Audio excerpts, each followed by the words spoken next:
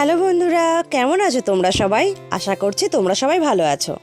ভিডিওটা শুরু হওয়ার আগে তোমাদের জানাচ্ছি, যারা যারা এখনো পর্যন্ত আমার এই চ্যানেলটাকে সাবস্ক্রাইব করোনি তারা চ্যানেলটাকে সাবস্ক্রাইব করে নিও। আর ভিডিওটা ভালো লাগলে লাইক আর কমেন্ট করতে ভুলো না। তোমরা হয়তো আগের একটা ভিডিওতে দেখে থাকবে যে আমরা সবাই মিলে আমাদের দাদুর বাড়িতে যাচ্ছিলাম, কিন্তু তার সম্পূর্ণ অভিজ্ঞতাটা তোমাদের সাথে শেয়ার করা হয়নি, তাই আজকে এই ভিডিওটা আপলোড করলাম।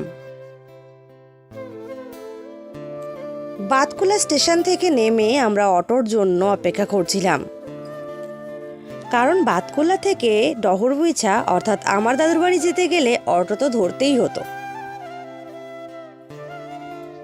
তারপর আমরা অটোতে যে যার মতো বসে পড়লাম এবং কিছুক্ষণ পথ চলার পর আমরা ডহরবুইছা গ্রামে এসে নামলাম।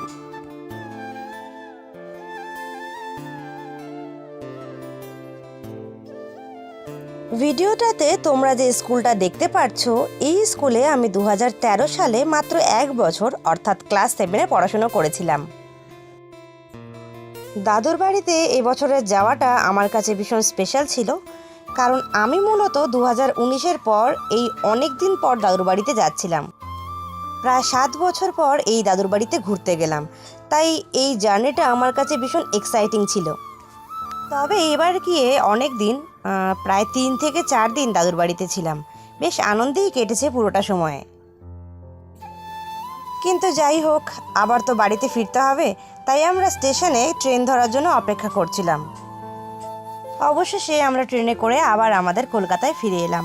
তো ভিডিওটা কেমন লাগছে তোমরা আমাদেরকে অবশ্যই কমেন্টে জানাতে পারো।